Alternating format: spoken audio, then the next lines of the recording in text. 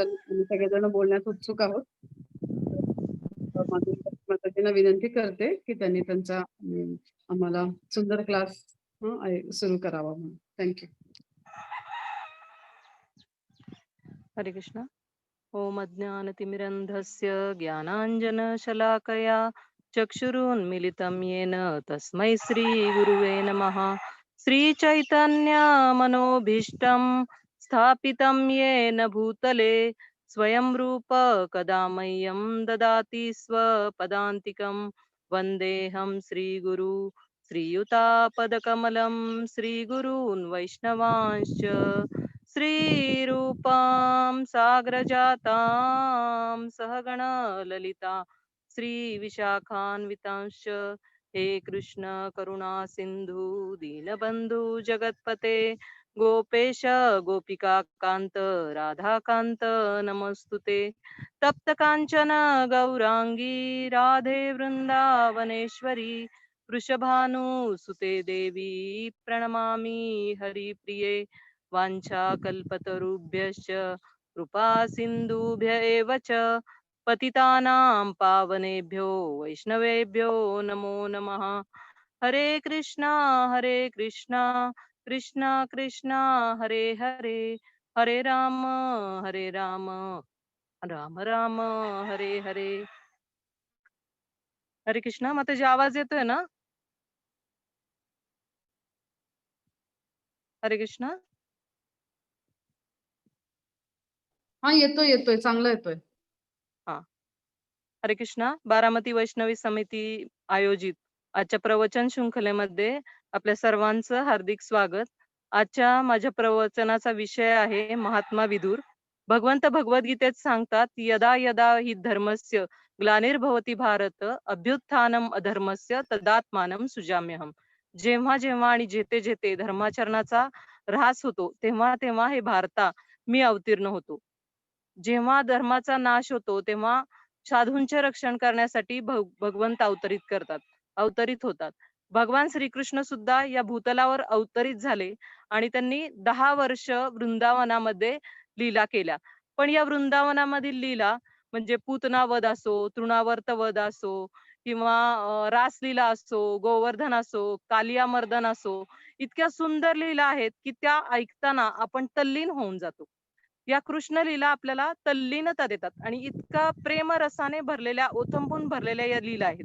तर या कृष्ण लीला आपण नियमितपणे रात्री स्मरण करायला हव्यात आणि निरंतर स्मरण करण्याच्या ही लीला आहे. फक्त 10 वर्ष भगवंतांनी त्या लीला केल्या आणि 115 वर्ष भगवंतांनी असुरांचा नाश करण्यासाठी आपला वेळ फक्त 10 वर्ष फक्त त्यांनी आनंदासाठी वृंदावन मधल्या लीलांसाठी दिले आणि 115 वर्ष असुरांचा नाश करण्यासाठी दिले. पण ह्या 10 वर्षातल्या लीलाच आजही आपल्याला निरंतर आनंद देतात आणि आपल्या भक्तिमय जीवनात आध्यात्मिक तल्लीनता जी म्हणतात त्या ह्या लीलाच आपल्याला देऊ शकतात. म्हणूनच आपण भगवंतांना रात्री झोपवताना आपण कृष्ण लीला ऐकवतो आणि ही आध्यात्मिक तल्लीनता म्हणजे मानवी जीवनाचा पाया आहे. आणि दुसरी गोष्ट म्हणजे रामायण. रामायण हे आपल्याला संवेदनशीलता देतो.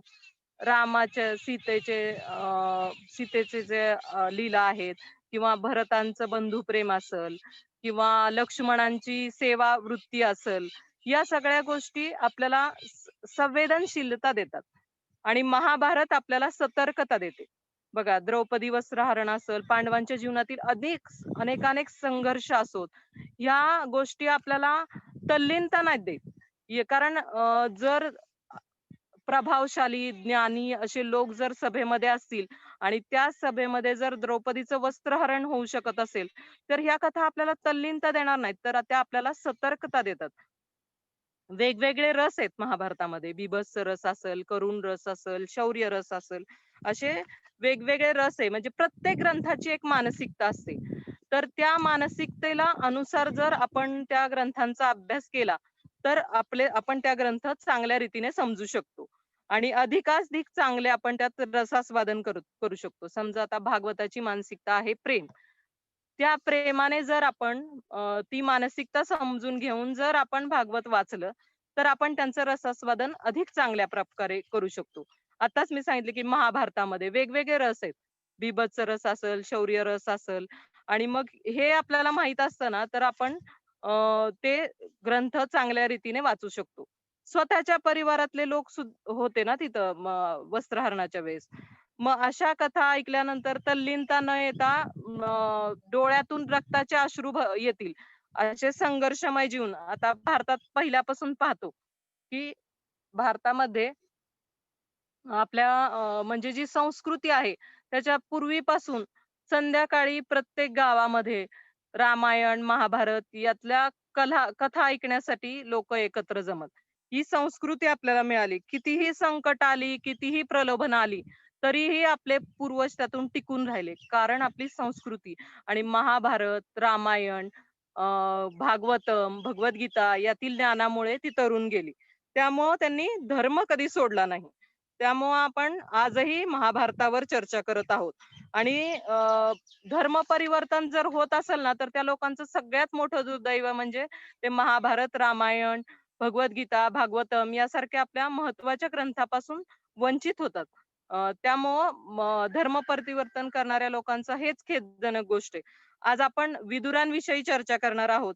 त्याआधी व्यासदेव सांगतात, की महाभारत लिहिण्याचा उद्देश काय होता? तर महाभारत लिहिण्याचा उद्देश काय आहे याच्यावर आपण थोडी चर्चा करूयात. तर पहिलं व्यासदेव सांगतात, की मला कुरुकुलाचं वर्णन करायचं आहे. खूप मोठा वंश आहे कुरुकुल. त्याच्यामध्ये कौरव, पांडव, भरत महाराजांपासून सुरू झालेला हा वंश, त्या वंशाचं मला वर्णन करायचं आहे. दुसरं ते सांगतात धृतराष्ट्र आणि त्याच्या पुत्रांचे वर्णन करायचंय. त्यांच्या पापांचं वर्णन करायचंय. म्हणून आता एकदा समजा मुलांना सांगितलं, की तुम्हाला काय ऐकायचंय? वीरांच्या कथा ऐकायच्या, नपुंसकांच्या कथा ऐकायच्यात. तर मुलांनी उत्तर दिलं, की आम्हाला दोन्ही ऐकायचंय. कारण मला काय बनायचंय हे पण समजायचंय आणि काय बनायचं नाही हे पण समजायचंय. दोन्ही गोष्ट जर आपल्याला समजल्या, तर आपण त्यामध्ये चांगला बॅलन्स साधू शकतो. तिसरं ते सांगतात, की मला पांडवांची कथा सांगायची. म्हणजे भगवत भक्त होते पांडव, तरी सुद्धा त्यांच्या जीवनामध्ये निरंतर कष्ट आले, संघर्ष आला, तरी परंतु त्यांनी आपली भक्ती भावना सोडली नाही. भगवंतावरचं प्रेम त्यांचं तसूभरही कमी झालं नाही आणि त्याही परिस्थितीत त्यांनी स्वधर्म सोडला नाही. अशा या पांडवांची आणि धार्मिक बनण्यासाठी त्यांना किती कष्ट सहन करावे लागले, याची कथा मला तुम्हाला सांगायची आहे. आणि वाईट आपण नेहमी ऐकत आलोय, की वाईट केलं तर वाईट फळ मिळतं, चांगलं केलं तर चांगलं फळ मिळतं. पण असं नाहीये, की वाईट केलं तर पण असं गॅरंटी देऊ शकत धर्म, की तुम्ही चांगलं केलं तर तुम्हाला चांगलंच फळ मिळेल.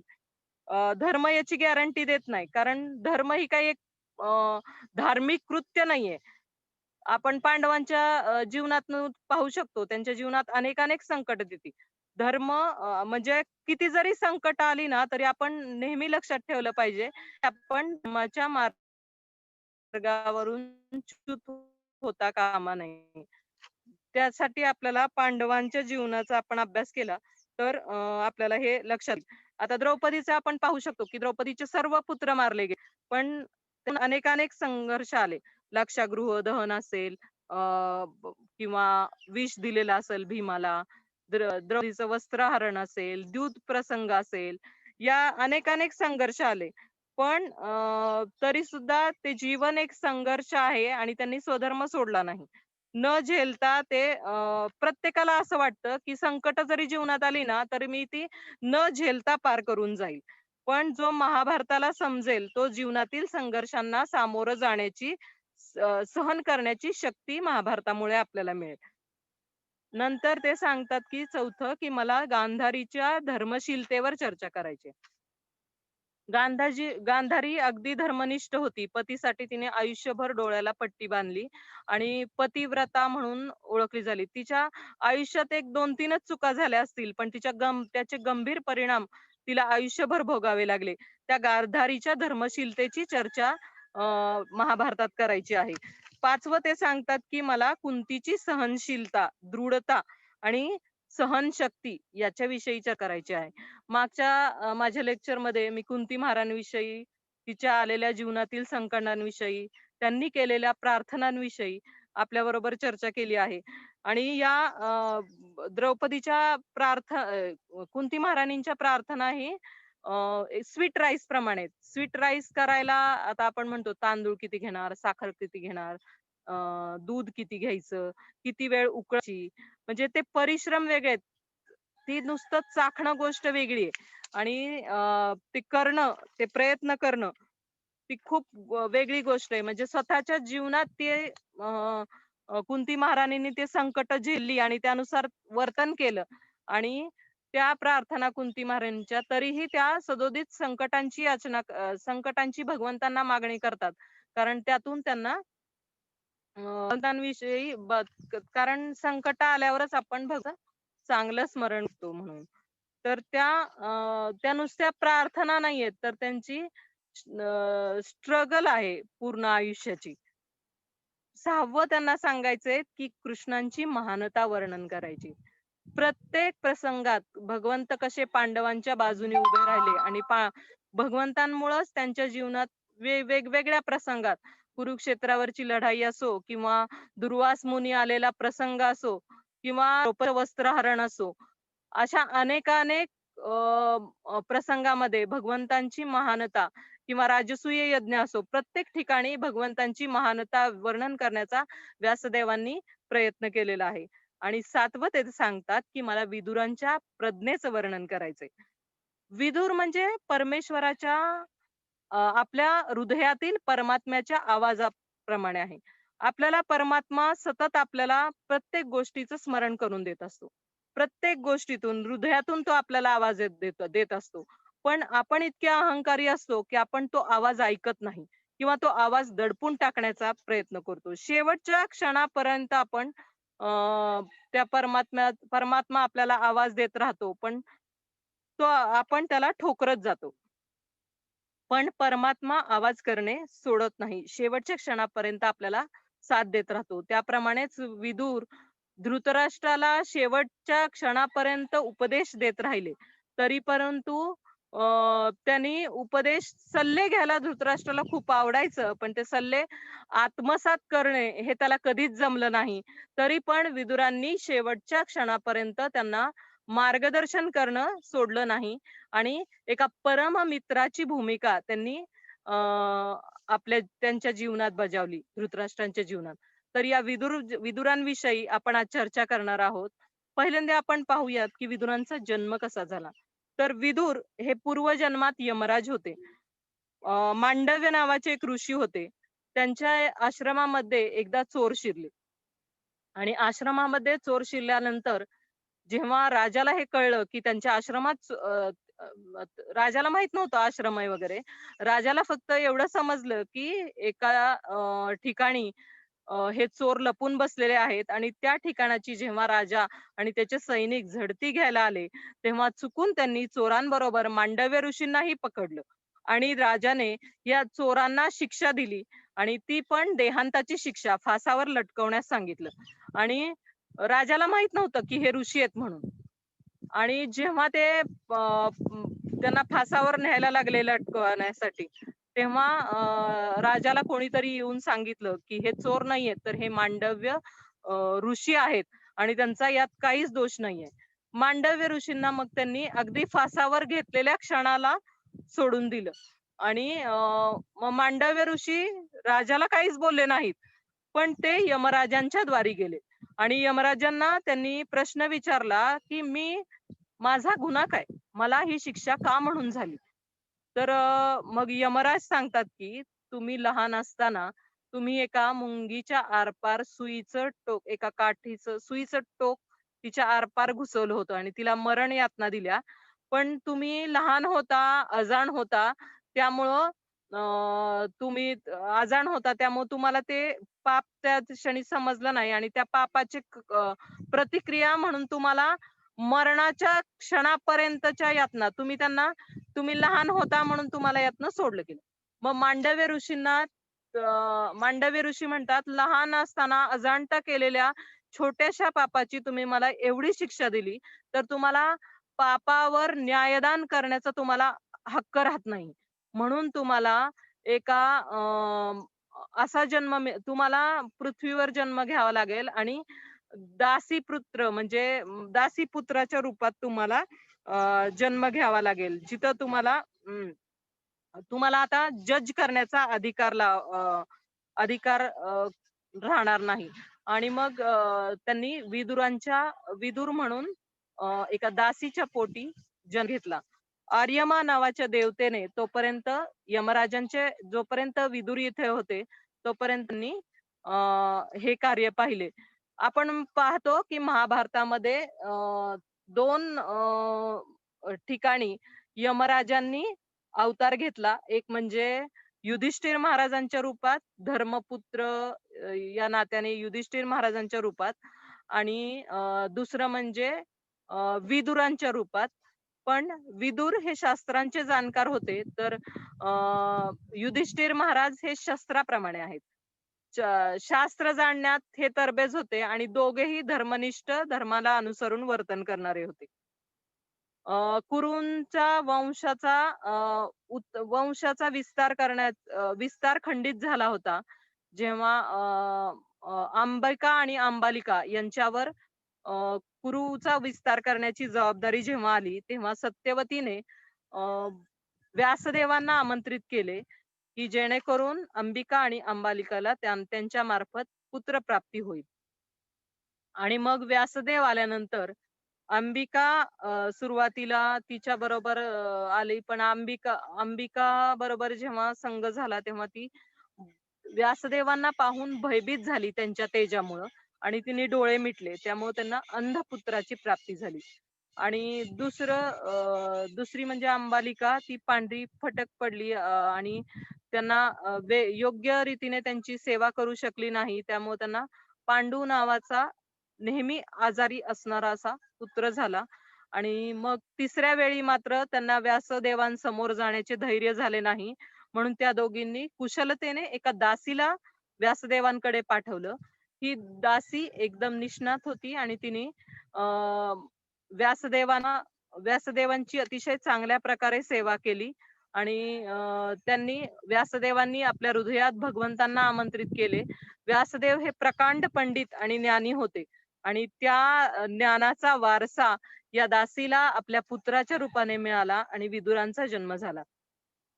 यथावकाश या तिघांनाही भीष्मदेवांनी शिक्षण दिले. आणि परंतु जेव्हा राजा निवडायची वेळ आली, तेव्हा विदुर हे दासीपुत्र अत्यंत प्रज्ञावंत, गाढे ग्रंथाचे अभ्यासक, धर्मनिष्ठ असतानाही त्यांना राजघराण्याचा वारसा नव्हता. दासीचे पुत्र असल्यामुळे त्यांना महामंत्री पद देण्यात आलं. आणि जेव्हा विदुरांना हे पद देण्यात आलं, तेव्हा त्यांनी सांगितलं की हा अंधपुत्र असल्याने धृतराष्ट्र तो राजा होऊ शकत नाही. म्हणजे जोपर्यंत त्यांना पद नव्हतं, तोपर्यंत ते काहीच बोलले नाहीत. पण जेव्हा पद प्राप्त झालं, महामंत्री पद, तेव्हा त्यांनी सत्य बोलणं सोडलं नाही, सत्याची कास सोडली नाही. आणि जरी भावावर आपलं प्रेम असलं, तरी धर्माला अनुसरून जे आहे ते सत्य सांगण्याचं धाडस विदुरांच्या अंगी होतं आणि त्यांनी ते सांगितलं. आणि विदुरांच्या आईचा कुठंच उल्लेख नाहीये. आपण आताच विदुरांच्या आईबद्दल चर्चा केली, पण विदुरांच्या आईचा आता अशी बरीच कॅरेक्टर आहेत ह्याच्यात ग्रंथांमध्ये किंवा आपल्या पुराणांमध्ये, पण त्यांचा उल्लेख दिसत नाही त्यांच्या नावाचा.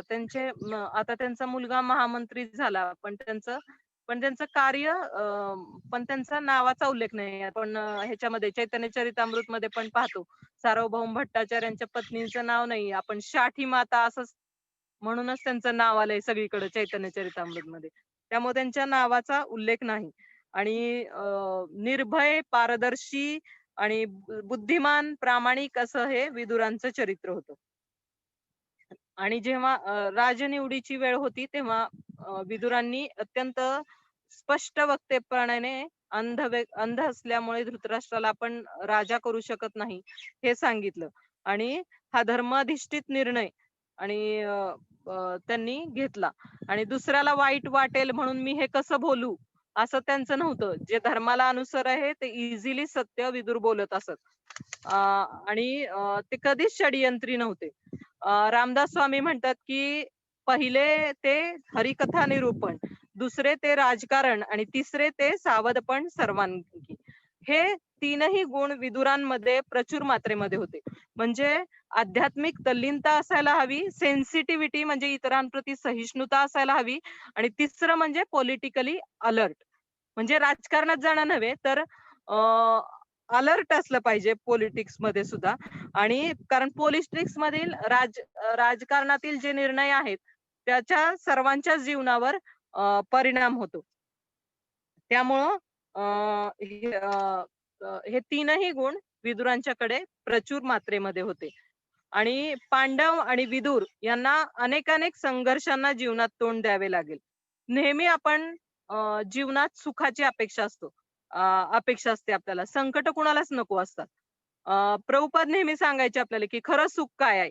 तर प्रभुपाद म्हणतात, की ज्यांना घरचं जेवण मिळते ते सुखी आहेत.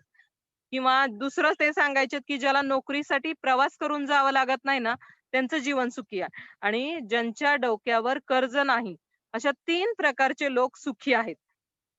समजा आपल्या एखाद्याला कधी लॉटरी लागली ना, तर अतिशय म्हणजे हर्षवायू जो म्हणतात ना, हर्षवायू होऊन सुद्धा तो मृत्यू होऊ शकतो त्याचा.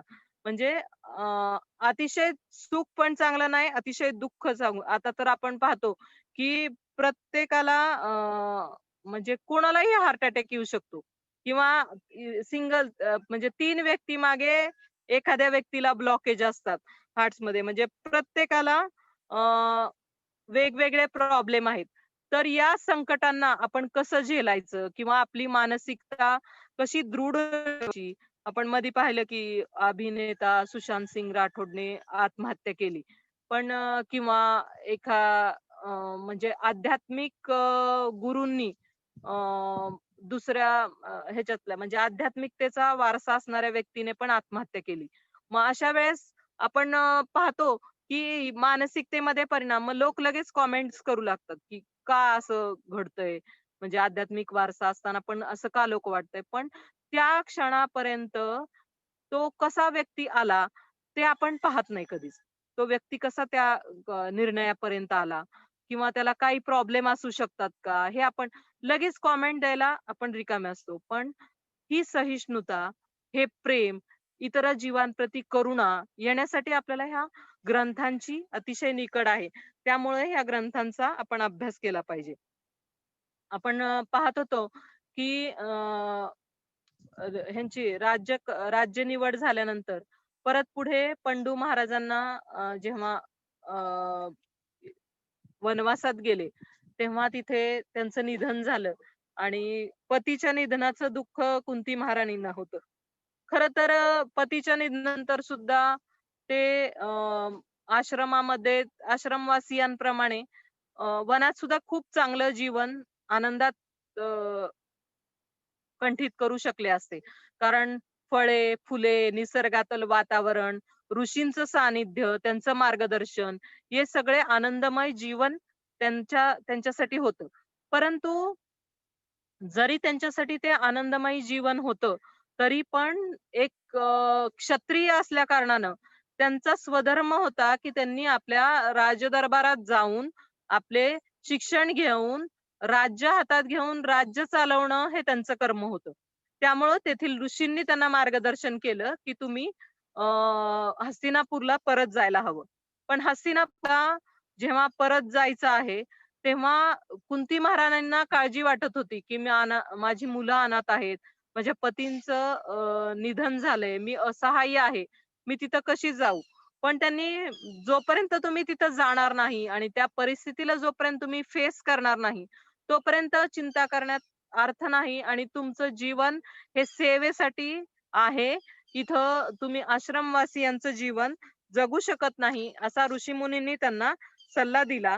त्यामुळं स्वधर्माचे आचरण करण्यासाठी पांडव पुन्हा एकदा अ, ज्या ठिकाणी त्यांची सेवा आहे हस्तिनापुरामध्ये, कारण प्रत्येक निर्णय स्वतः घेऊ शकत नाही, तर दुसऱ्यांच्या सल्ल्यानुसार सुद्धा आपल्याला अ, अ, जीवन जगावं लागतं. एक गुरूंच्या सल्ल्यानुसार किंवा ऋषींच्या सल्ल्यानुसार. म्हणून त्यांनी आपली स्टेबल लाईफ, स्थिर स्थावर जे जीवन होतं ते सोडून ते हस्तिनापुरात परत आले. तेथे हस्तिनापुरात ते परत आले आणि हस्तिनापुरात परत आल्यानंतर त्यांनी तिथं त्यांना अनेक राजकारणांना तोंड द्यावं लागलं. त्यांच्या जन्मावर प्रश्न उठवले गेले. विष प्राशन करावं लागलं. अग्नीमध्ये त्यांना अग्नी दावानल अग्नीमध्ये त्यांना जाळण्यात आलं. जाळण्याचा प्रयत्न झाला आणि अशा अवस्थेत कोण राहू शकेल? पण पर्याय नव्हता. स्वधर्मासाठी पांडव कधीच मागे हटले नाहीत आणि या सर्व संघर्षात विदुरांनी त्यांना अत्यंत मोलाची साथ दिली, मार्गदर्शन केलं आणि मदत केली आणि वेळ प्रसंगी त्यांचं रक्षणही केलं. आणि जेव्हा दुर्योधनाचा जन्म झाला होता, तेव्हा म्हणजे अगदी गांधारी जेव्हा गर्भावस्थेमध्ये गर्भधारणा तिने केली होती, तेव्हा तिला बातमी समजली की युधिष्ठिर महाराजांचा जन्म झाला आहे. युधिष्ठिरांचा जन्म झाला आहे आणि ही बातमी ऐकल्याबरोबर गांधारीच्या मनात अत्यंत ईर्ष्या उत्पन्न झाली आणि त्या द्वेषापोटी, ईर्षेपोटी आणि विवश होऊन तिने आपल्या गर्भावर आघात केला आणि त्यातून मांसाचा गोळा बाहेर पडला. त्या मांसाच्या गोळ्याने म्हणजे द्वेष करण्याचं काम गांधारीनं केलं. त्यामुळं हा द्वेषाने त्या गर्भाचा जन्म झाला. त्यामुळे सर्व पुत्र तसे होते. मग हे द्वेष काढण्याचं काम सुद्धा गांधारीनेच करायला पाहिजे होतं. पुढे व्यासदेवांनी त्या गर्भाच्या तुकड्यांपासून 100 पुत्र आणि 1 कन्या असे गांधारीचे 101 अपत्य जन्माला आली. परंतु जेव्हा दुर्योधनाच्या जन्माची वेळ होती, तेव्हा अत्यंत म्हणजे जी परिस्थिती जी होती ना, गाढवा ओरडत होती किंवा रक्ताचा सडा पडत होता. म्हणजे अतिशय अशुभ शकुन होते आणि तेव्हा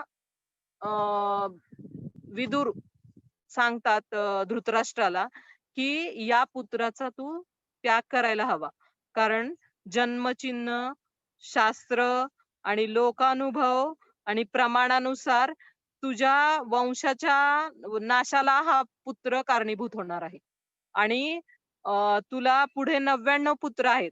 तू जर ह्या 99 पुत्रांना वाचवू इच्छित असेल, तुझ्या राष्ट्राला वाचवू इच्छित असेल, तर तू आत्ताच या पुत्राला त्याग करायला हवा. असा सल्ला सुद्धा दिला त्यांनी की तू त्याला मारून टाकायला हवं. असं म्हणू शकतो आपण की विदुरांनी असा कसा सल्ला दिला की एक वडील आपल्या मुलावर किती प्रेम असतं आपल्या वडिलांचं आणि वडील कसे मारू शकतात. पण धृतराष्ट्र म्हणजे केवळ वडील नव्हते, तर ते एक राजा सुद्धा होते. राज परिवारातील ते एक महत्वपूर्ण सदस्य होते आणि राजा फक्त एकटा आपल्या अपत्यांपुरता मर्यादित नसतो, तर त्याचा अपत्य म्हणजे त्याची प्रजा आहे. त्यांनी नेहमी निरंतर याचीच काळजी घेतली पाहिजे की आपली प्रजा कशी सुखी राहील आणि याकडे प्रजा त्याच्यासाठी महत्वाची आहे. आणि ते भरत कुरुवंशातून आलेले आहेत. भरत महाराजांनी त्यांच्या पुत्रांसाठी जे बलिदान केलं होतं ते त्यांना ज्ञात होतं आणि मग स्वतःचाच मुलगा मी आणि माझं हे करण्यापेक्षा तू आत्ताच या पुत्राचा त्याग कर, असं परखड मत विदुरांनी त्यांच्या पुढं मानलं होतं की राष्ट्र ही राजाची पर्सनल प्रॉपर्टी नाहीये, तर राजा ही राष्ट्राची प्रॉपर्टी आहे. त्यामुळं तू त्या पुत्राचा त्याग कर, त्याला मारून टाक. पण धृतराष्ट्राला विदुरांप्रती राग आला आणि त्यांनी त्या आज्ञेचं पालन केलं नाही. तो सल्ला ऐकला पण त्याचं पालन नाही केलं आणि पुत्र प्रेमाने ते आंधळे झाले आणि अगोदरच आंधळे, त्यात अजून पुत्र प्रेमात आंधळे झाले. त्यामुळं त्यांनी दुर्योधनाचा त्याग केला नाही आणि वेळोवेळी सल्ला घेऊनही त्यानुसार कृती करायची नाही.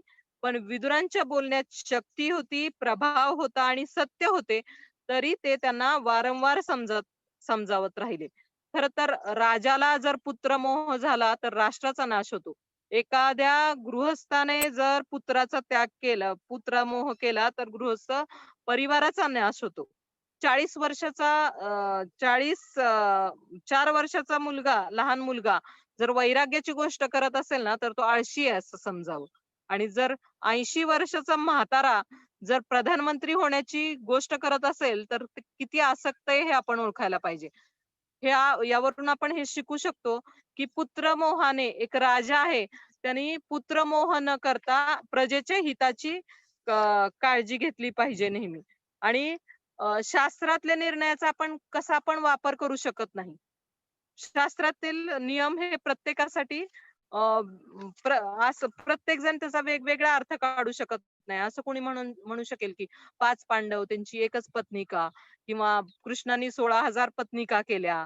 किंवा एक उदाहरण देते, की एक व्यक्ती 25 पोळ्या खातोय आणि 25 चपात्या जर खातोय, दुसऱ्याने त्याचं अनुकरण करायचा प्रयत्न केला ना, तर तो एका व्यक्तीने त्याचं अनुकरण करण्याचा प्रयत्न केला आणि 22 चपात्या खाल्ल्या, पण तो 3 दिवस उठू शकला नाही. त्यामुळं प्रत्येक व्यक्तीला जर आपण अनुसरून त्या शास्त्राचा अर्थ लावू शकत नाही. ज्याला ज्याला रुचेल, पचेल तसं त्यांनी शास्त्रांचं अनुकरण नाही तर अनुसरण करायला हवं. आणि विदुर हे अत्यंत प्रज्ञावंत होते. त्यांनी आणि योग्य वेळी योग्य निर्णय घेण्यात तरबेज होते. पण धृतराष्ट्राला त्यांचे महत्व समजले नाही. आणि जेव्हा पांडव सगळे इकडे आले, तेव्हा दुर्योधनाच्या जी गर्भातूनच त्यांना जी द्वेष, असूया जी मिळाली होती, ते सुधारण्याचं काम गांधारीनेच करायला हवं होतं.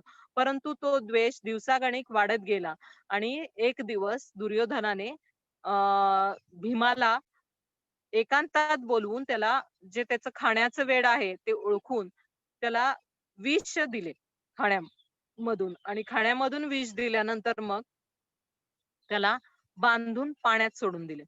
आणि या त्यांच्या भीम जेव्हा येत नाही हे पाहून कुंती अतिशय चिंतित झाली, की आता माझ्या पुत्राचं म्हणजे पुत्र कसा येणार आणि ती अतिशय चिंतेत होती. आणि विदुर हे जाणून होते, की हे काम दुर्योधनाचंच असणार. पण ते कुंती महाराणीने सांगतात, की तुम्ही शांत राहा. धीर सोडू नका, की भीम निश्चितच परत येतील. मी तुम्हाला ग्वाही देतो, निश्चितच परत येतील. आणि जर तुम्ही त्याच्या विरोधात काही बोलायला जाल ह्यांच्या दुर्योधनाच्या, तर तो अजून 4ही भावांना घातपात करण्याची शक्यता आहे. त्यामुळे तुम्ही काही बोलू नका आणि शांत राहा. आणि खरोखरच त्यांच्या सांगण्यानुसार भीम 10,000 हत्तींचं बळ घेऊन पुन्हा एकदा राजपरिवारात येतात. आणि अशा प्रकारे विदुरांनी त्यांच्याकडं स्थान नव्हतं, शक्ती नव्हती, तरी सुद्धा ते म्हणजे शक्ती नव्हती याचा अर्थ त्यांना पद नव्हतं कोणतं. तरी सुद्धा ते सत्य बोलण्याला कधी कचरले नाहीत आणि कुंतीला आणि पांडवांना आधार देण्यात ते नेहमीच अग्रेसर राहिले. आणि व्यासदेव त्यांच्या एक महाभारतातील एक महत्त्वपूर्ण बिंदू स्वरूपात त्यांचं सगळ्यात जास्त वर्णन विदुरांचं करतात. आणि अतिशय विदुरांवर भगवंतांचं पण अतिशय प्रेम होतं विदुरांशी. आणि त्यानंतर मग त्यांना वारणावतमध्ये पांडवांना जाळण्याचा प्रयत्न केला जातो. जेव्हा विदुरांना ही बातमी विदुर नेहमी डोळे आणि कान उघडे ठेवायचे, की पांडवांच्या बाबतीत त्यांना माहित होतं, की पांडवांच्या बाबतीत असा काही घातपात होण्याची शक्यता आहे. त्यामुळे डोळे आणि कान नेहमी उघडे ठेवून ते सतर्क असत. आणि जेव्हा त्यांना समजलं, की लाक्षागृहामध्ये असा कट रचण्यात आला आहे, की लाक्षागृहामध्ये त्यांना जाळण्याचा प्रयत्न होणार आहे. तेव्हा जेव्हा त्यांनी रोखलं नाही पांडवांना जाण्यापासून तिकडं वारणावतला, तर ते त्यांना काय सांगतात, की म्लेच्छ भाषेत युधिष्ठिर महाराजांना मार्गदर्शन करतात.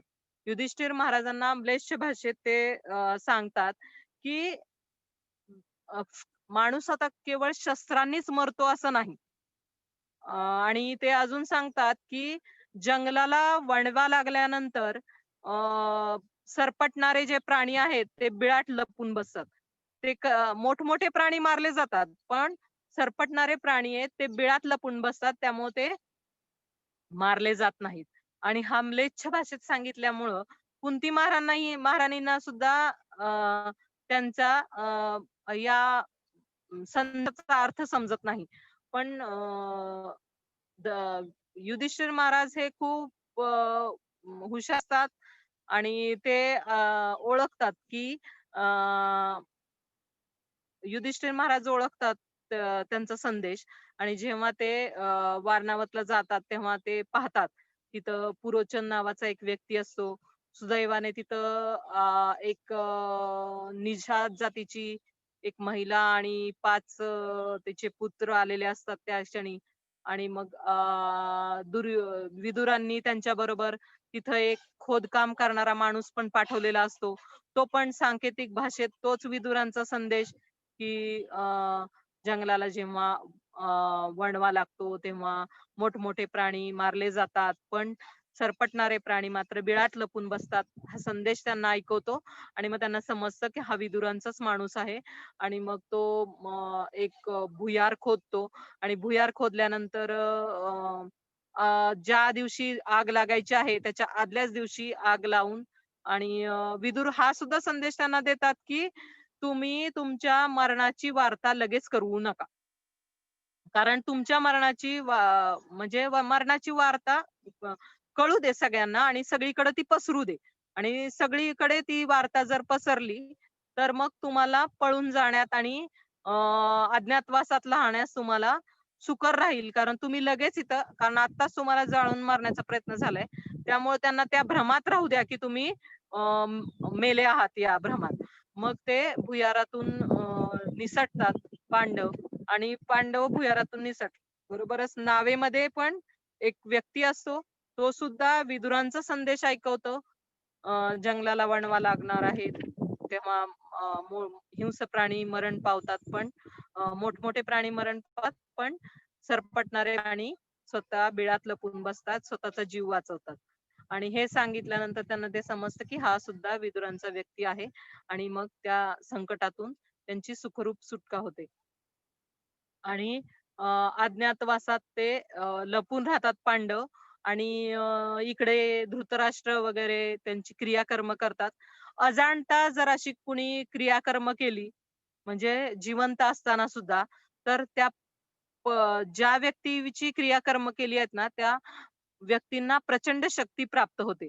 त्यामुळं पांडवांना या कौरवांच्या कार्यामुळं प्रचंड शक्ती प्राप्त झाली. आणि जाणतेपणे नाही तर अजाणतेपणे ही कार्य व्हायला हवीत. आणि मग ह्या विदुरांच्यामुळे ते अजून एका संकटातून बाहेर पडले.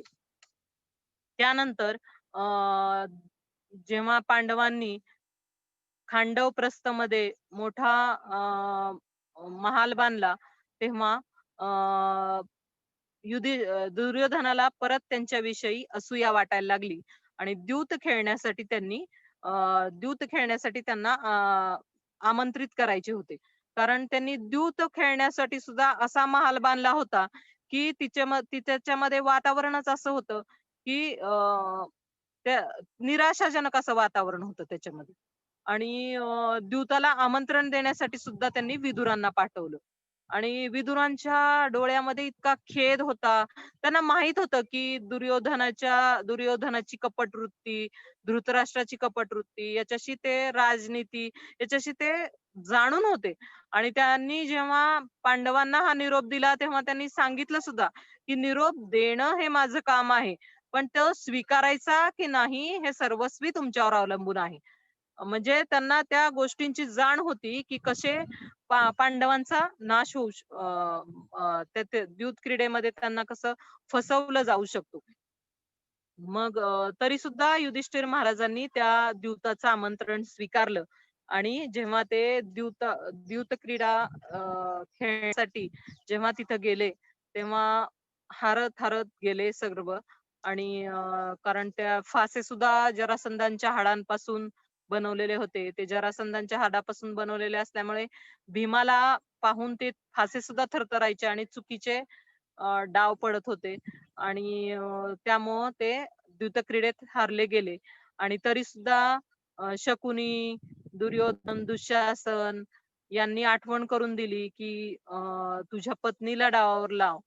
आणि मग जेव्हा द्रौपदीला ते हारले, तेव्हा एकवस्त्र असताना सुद्धा द्रौपदीला त्या राजसभेमध्ये फरफटत आणलं गेलं. म्हणजे इतके प्रभावशाली लोक त्यात होते, इतके धर्माला जाणणारे लोक होते. तरी सुद्धा द्रौपदीच्या बाबतीत असं वर्तन झालं आणि तिच्या वस्त्रहरणाचा प्रयत्न होत होता. तेव्हा द्रौपदी सगळ्यांना प्रश्न विचारते, की खरंच हा धर्म आहे का? धर्मानुसार माझ्या बाबतीत जे होत आहे ते योग्य आहे का? तेव्हा भीष्मदेव म्हणाले, की ते विवश होते आणि ते म्हणाले, की ज्या शक्तिशाली जो आहे, तो सांगेल तोच धर्म असतो. त्यामुळं जरी ते अधर्मी असले तरी तोच धर्म आहे, असं विवश होऊन भीष्मदेव म्हणाले. या शब्दांनी द्रौपदीला अत्यंत यातना झाल्या. परंतु विदुरांनी प्रखर विरोध केला ह्या गोष्टींना आणि दुर्योधनाने त्यांना अपमानित केले. पण विदुरांच्या शब्दांनी द्रौपदीला आधार मिळाला. द्रौपदीला त्या शब्दांचा आधार मिळाला. ती सांगते, की वस्त्रहरणाच्या वेळी फक्त 4 व्यक्ती असे होते, की ज्यांच्यामुळं त्या 4 व्यक्तींमुळं त्या 4 व्यक्तींच्या डोळ्यात अजिबातही याच्याविषयी गिल्ट नव्हता. दुर्योधन, दुःशासन, कर्ण आणि शकुनी. ही 4 व्यक्ती जे होते त्यांच्यामध्ये अजिबात सुद्धा गिल्ट जाणवत नव्हता. बाकीच्यांच्या प्रत्येकाच्या डोळ्यात अश्रू होते. आणि विदुर याही प्रसंगी त्यांनी आपलं सत्य बोलणं सोडलं नाही आणि प्रखरपणे ते द्रौपदीची बाजू घेत राहिले. आणि नंतर पुढं वनप्रसंग येतो. नंतर त्याच्यानंतर शांती प्रस्ताव घेऊन जेव्हा कृष्ण हस्तिनापुरात येतात. कृष्ण हस्तिनापुरात आल्यानंतर हस्तिनापुरात आल्यानंतर मग जेव्हा शांती प्रस्ताव घेऊन जातात, तेव्हा दुर्योधनाने त्यांच्यासाठी 56 भोग केलेले असतात आणि त्याच्या जेवणासाठी त्यांनी भगवंतांना आमंत्रित केलेलं असतं. भगवंत त्यांना सांगतात, की तू जरी सगळे भोग केलेले असले, जरी सगळं तुझ्याकडं व्यवस्थित असलं, संपत्ती असली, तरी पण मी तुझ्याकडे येणार नाही. मग ते ते 2 कारणं देतात, की का मी तुझ्याकडे येत नाही. तर एकतर तुझं माझ्यावर प्रेम नाही, भगवंत म्हणतात. तुझं माझ्यावर प्रेम नाही आणि दुसरं म्हणजे मी ज्यांच्यावर प्रेम करतो ना, त्यांचा तू द्वेष करतो. माझ्यावर प्रेम नाही आणि ज्यांच्यावर मी प्रेम करतो म्हणजे पांडव, त्यांचा तू द्वेष करतो. त्यामुळे मी तुझ्याकडे जेवायला येणार नाही. आणि दुसरं विदुरांना न सांगता विदुर घरी नसताना ते विदुरांच्या घरी जातात आणि विदुरांच्या पत्नी तिथं असतात आणि त्या इतक्या भाव अवस्थेत असतात, की भगवंतांना पाहून त्यांना काही सुचत नसतं आणि त्यांना इतका आनंद होतो, की त्यांना आणि ते येणार हे पूर्वनियोजित नसतं. ते अचानक विदुरांच्या घरी गेलेले असतात. त्यामुळं केळी घरात असतात आणि त्या केळांची केळी सोलत असतात. साल भगवंतांकडे देऊन केळ बाजूला फेकत असतात.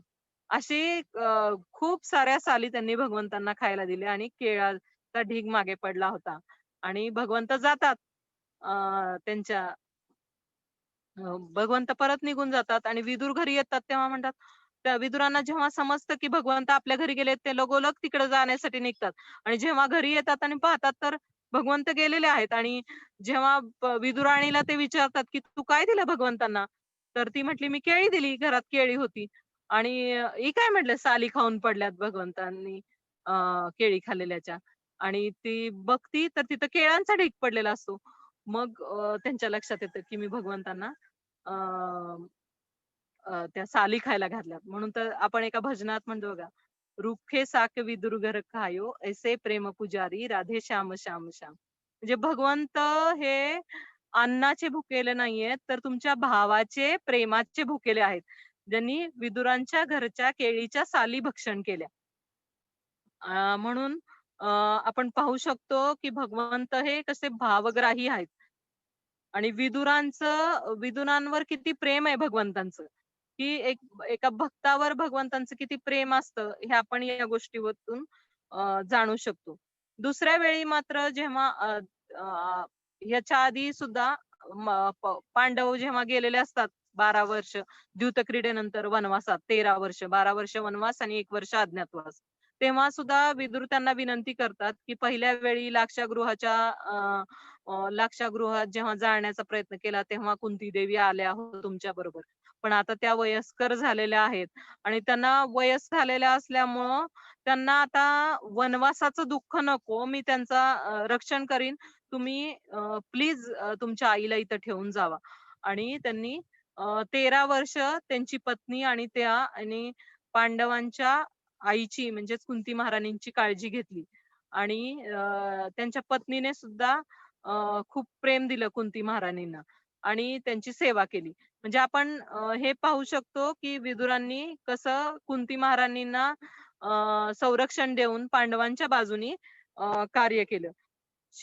एकदा वनपर्वाच्या वेळी नेहमी असं व्हायचं, की धृतराष्ट्र सल्ले घ्यायला ह्यांना बोलवायचे विदुरांना. नेहमी त्यांना आवड होती, त्यांना सल्ला ऐकायची पण आवड होती, पण त्यानुसार त्यांचं वर्तन व्हायचं नाही. आणि मग एकदा संजय आणि पांडव यांच्यामध्ये चर्चा झाली होती आणि संजय एकदम त्रस्त झाले होते त्या चर्चेनंतर, कारण कुरुक्षेत्राचं युद्ध नुकतंच होत असतं. आणि धृतराष्ट्र त्यांना विचारतात, की काय झालं? तेव्हा ते सांगतात, की मी तुम्हाला आज काहीच सांगणार नाही. मी तुम्हाला उद्या सकाळी सांगेन. मग ते विदुरांना आमंत्रित करतात. मग विदुर त्यांना नीतिशास्त्र सांगण्याचा प्रयत्न करतात. आणि सुरुवातीला अगोदर विदुर सुद्धा त्यांची कधी-कधी असे सार्कॅस्टिकली म्हणजे परखडपणे बोलायचे कधी-कधी त्यांच्याशी. अ, ह्यांच्याशी धृतराष्ट्राशी. धृतराष्ट्र म्हणतो, की मला झोपच येत नाहीये म्हणतात. मग म्हणतात, की का झोप येत नाहीये तुम्हाला? नाही म्हटले, आज काय झालंय समजत नाही, झोप येत नाही. मग विदुर त्यांना म्हणतात, की जर तुम्ही कुणाचं घर जाळलं नसल, कुणाची संपत्ती हरण केली नसल, जर तुम्ही कुणाला त्रास दिलेला नसल, कुणाचं राज्य बळकावलेलं नसल, कुणाला विष देऊन मारण्याचा प्रयत्न केला नसल, तर तुम्हाला झोप नक्कीच यायला पाहिजे. पण असं जर केलं नसल, तर तुम्हाला झोप यायला पाहिजे. पण असं जर केलं असेल, तर तुम्हाला झोप येणारच नाही. ह्या सगळ्या गोष्टी धृतराष्ट्राला ज्ञात होत्या, पण विदुर अतिशय परखडपणे म्हणजे जे टोमणे मारणं जे म्हणतात ना, ते टोमणे मारून विदुराची बुद्धी जागेवर आणण्याचा प्रयत्न करतात. पण विदुरांवर काही परिणाम होत नाही. मग ते त्यांना नीतिशास्त्र सांगण्याचा प्रयत्न करतात. ते म्हणे 5 व्यक्ती तुम्हाला भेटतील. एक तर तुम्हाला प्रेम करणारे भेटतील, एक तुम्हाला द्वेष करणारे भेटतील, दुसरे दोन्ही पण करणार नाहीत, तुम्हाला हाय हॅलो पण म्हणणार नाहीत आणि तटस्थ राहतील. काहीच तुमच्याबद्दल हे करणार नाही. काही लोकांची तुम्ही सेवा कराल आणि काही लोकं तुमची सेवा करतील. म्हणजे प्रत्येकाला बरं का, म्हणजे फक्त धृतराष्ट्रालाच नाही, तर प्रत्येक व्यक्तीला जीवनात अशा 5 प्रकारच्या व्यक्ती भेटतातच किंवा घरातीलच 5 प्रकारची एकच व्यक्ती ही 5 प्रकारची कार्य करू शकते. प्रत्येकाने आपल्या जीवनात याचा अनुभव नेहमीच घेतला असेल. पण ज्याच्याकडं विदुर पुढे सांगतात, की ज्याच्याकडे संपत्तीची दरिद्रता आहे, ज्याच्याकडे संबंधांची दरिद्रता आहे, ज्याचे संबंध चांगले नाहीत एकमेकांशी, संपत्तीची दरिद्रता आहे आणि ज्याच्याकडे रोगाची दरिद्रता आहे, असा व्यक्तीचं मन भजनात कधीच लागत नाही. आणि त्याचं मन कधी स्थिर सुद्धा होऊ शकत नाही. त्यानंतर जेव्हा युद्ध ठरतं आणि युद्ध ठरल्यानंतर मग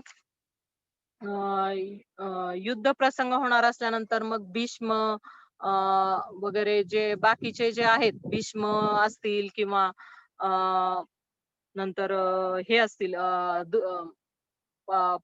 पांडवांचे गुरु द्रोणाचार्य असतील, कर्ण असेल, यांनी सगळ्यांनी धृतराष्ट्राच्या, दुर्योधनाच्या बाजूनी लढण्याचं ठरवलं किंवा द्यूतक्रीडे प्रसंगी सुद्धा धृतराष्ट्र दुर्योधनाने अपमानित करून सुद्धा धृतराष्ट्र एकही शब्द आपल्या मुलाच्या विरोधात बोलला नाही. इतका तो मुलाप्रती आसक्त होता, की आपल्या भावाची बाजू त्यांनी घेतली नाही.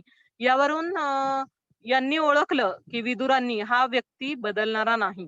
त्यामुळं त्यांनी तीर्थयात्रेला जाण्याचं ठरवलं आणि तीर्थयात्रेला जाण्याचं ठरवल्यानंतर ते तीर्थयात्रेला निघतात. का विदुर तीर्थयात्रेला गेले? 12 महाजनांपैकी एक भगवंतांचे एवढे शुद्ध भक्त असताना ते डायरेक्टली भगवंतांकडे, कृष्णांकडे जाऊ शकले असते. पण त्यांचं म्हणणं असं होतं, की मी धृतराष्ट्राचं अन्न खाल्लंय, म्हणजे मला त्या पापाचं शुद्धीकरण करणं गरजेचं आहे. त्यामुळे ते वेगवेगळ्या तीर्थस्थानी गेले, महेश ऋषींना भेटले आणि त्यांनी जाऊन त्यांनी आपल्या शुद्धीकरण करण्याचं ठरवलं त्यांनी आणि ते तीर्थयात्रेला निघाले. आणि विदुर आणि धृतराष्ट्राचे हे जे संवाद आहेत ना, ते संवाद विदुर नीती या नावाने ओळखले जातात.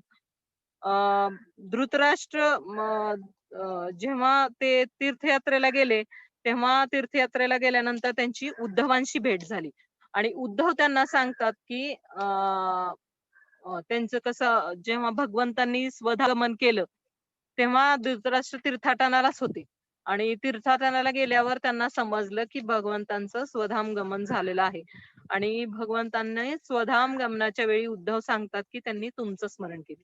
बघा, विदुर त्यांचे ना माता होते, ना पिता होते, ना गोप होते, ना गोपी होते, ना त्यांना कोणतं स्थान होतं.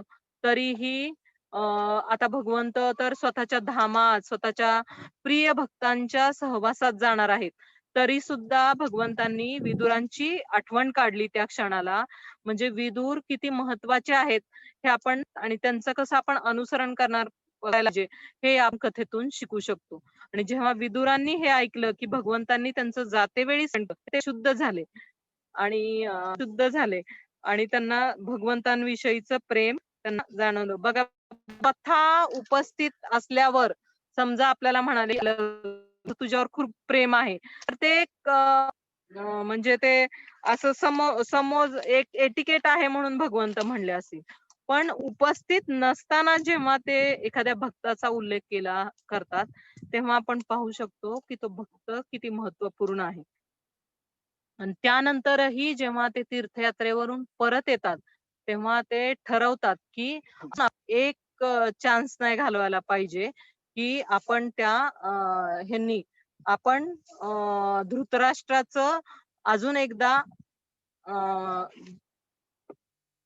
धृतराष्ट्राला अजून एकदा आपण संधी द्यायला पाहिजे, त्याला अजून एकदा उपदेश करायला पाहिजे म्हणून ते तीर्थयात्रेवरून परत येतात. आणि जेव्हा ते तीर्थयात्रेवरून परत येतात, तेव्हा युधिष्ठिर महाराज त्यांना प्रश्न विचारतात, की तुम्ही तिथं काय खाल्लं? तर बघा, हा प्रश्न आपल्याला वाचू शकतो, की हा काय एवढा महत्वाचा प्रश्न आहे का? तुम्ही काय खाल्लं? पण एका भक्ताच्या जीवनात म्हणजे फक्त त्याची स्वतःची काळजी घेणं, त्याच्या आध्यात्मिकतेचीच काळजी घेणं हे आपलं काम नसतं. तर तो कसा त्याच्या शरीर जे आपल्याला भगवंतांनी दिलंय ना, ज्याच्यामध्ये आपला आत्मा वास करतोय, त्या शरीराची काळजी घेणं सुद्धा कसं आपलं कर्तव्य आहे. म्हणजे ते विचारतात युधिष्ठिर महाराज, की तुम्ही एखाद्या अन्नछत्रात अन्न खाल्लं का? म्हणजे ते किती आता आपण चैतन्य महाप्रभूंच्या उदाहरणात पण पाहू शकतो, की चैतन्य महाप्रभू नेहमी भक्तांच्या प्रसादाची काळजी घ्यायचे, की त्यांना प्रसाद वितरणाची, सगळ्यांना प्रसाद मिळतोय का नाही वेळेवर. दुसरं म्हणजे प्रभुपाद सुद्धा जेव्हा जेव्हा त्यांच्या शेवटच्या क्षणामध्ये होते अंतसमयी, तेव्हा ते सुद्धा विचारायचे, की भक्तांनी प्रसाद व्यवस्थित घेतला का? म्हणजे भक्ताच्या शरीराची काळजी घेणं आणि त्याची पण आपलं कर्तव्य आहे. आणि ते अजून पुढे म्हणतात, की तुम्ही तर तीर्थरूप आहात. म्हणजे तुमच्या जाण्याने तीर्थांचं शुद्धीकरण होतं. तुम्हाला शुद्धीकरणाची गरज काय? अतिशय महत्वाचा श्लोक युधिष्ठिर महाराज तिथे म्हणतात. आणि मग ते ह्यांना मार्गदर्शन करतात, की अ, अ, ध्रु अ, यु ह यु कोणाला?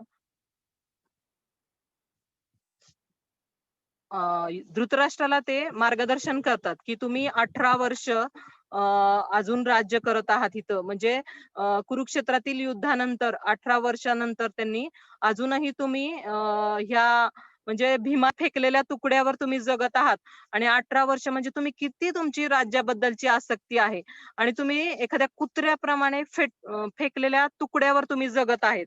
त्यामुळे तुम्ही फेकलेल्या तुकड्यावर 18 वर्ष तुम्ही राज्य उपभोगत आहात. आता तरी तुम्ही वनात गमन करा आणि या वानप्रस्थ आश्रमाचा तुम्ही स्वीकार करा. आणि वानप्रस्थ आश्रमाचा स्वीकार करा असं सांगितल्यानंतर जेव्हा युधिष्ठिर महाराजांचा निरोप न घेताच एक दिवस धृतराष्ट्र, गांधारी, कुंती आणि विदुर सगळेजण वनात गमन करतात. आणि त्यानंतर काही दिवसांनी वनात गमन केल्यानंतर युधिष्ठिर महाराज जेव्हा त्यांना भेटायला जातात, तेव्हा तिथं त्यांना गांधारी, धृतराष्ट्र आणि कुंती महाराणीच भेटतात. तिथं विदुर नसतात. मग ते विचारतात की विदुर काका कुठं आहेत? तेव्हा ते पुढे जातात.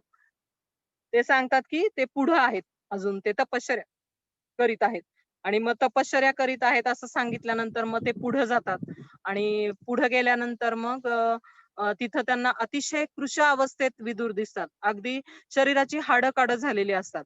आणि त्यांना पाहताच जेव्हा ते युधिष्ठिर दिसतात, तेव्हा कोणीतरी व्यक्ती येत आहे या भावनेने ते पळून जाण्याचा प्रयत्न करू लागतात.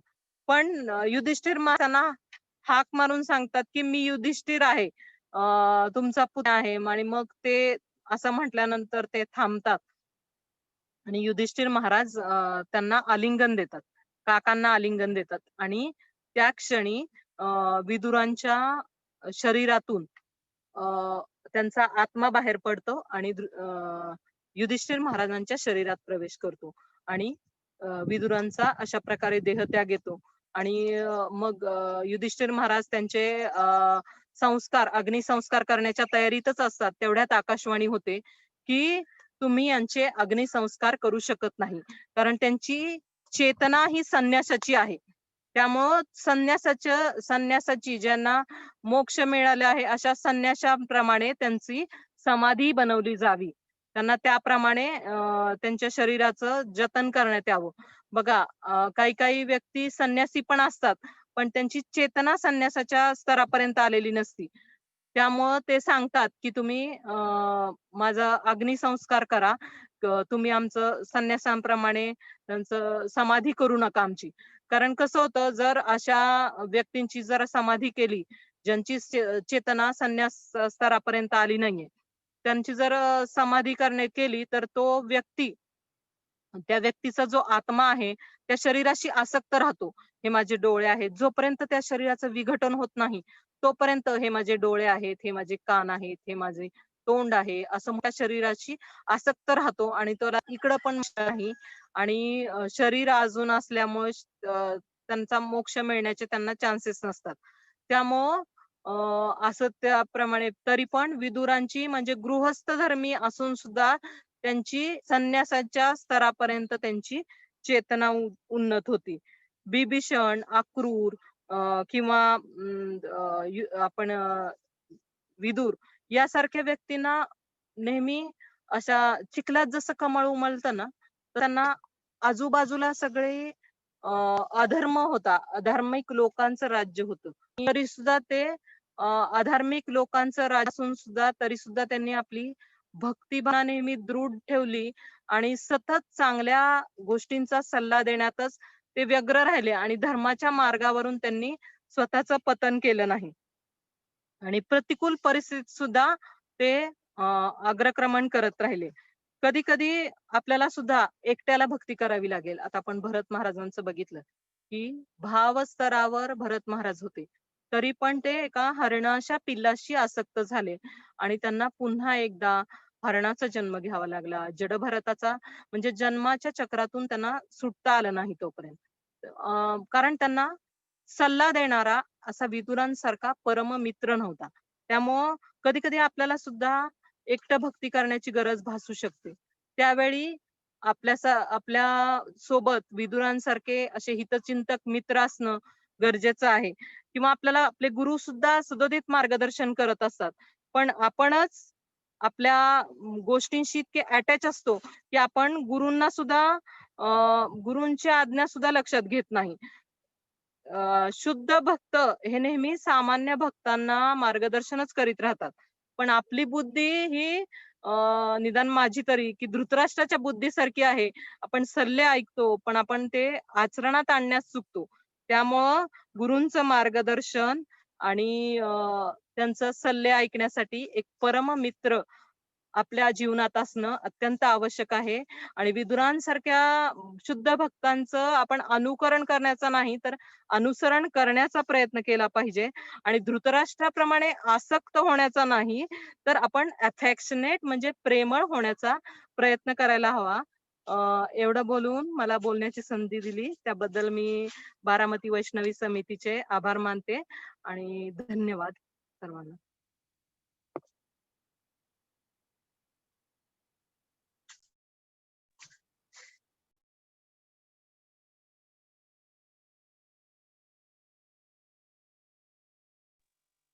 हरी बोल.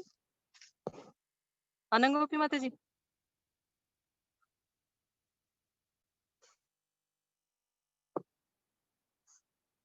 हा येस माधुरी भक्ती. हा झालं माताजी. हो नाही काय माताजी. हरी बोल.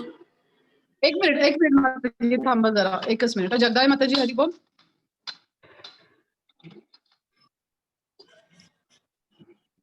जगदाय माताजी.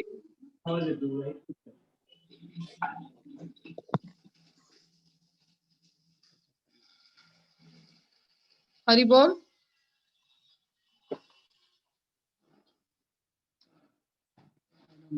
त्यांचं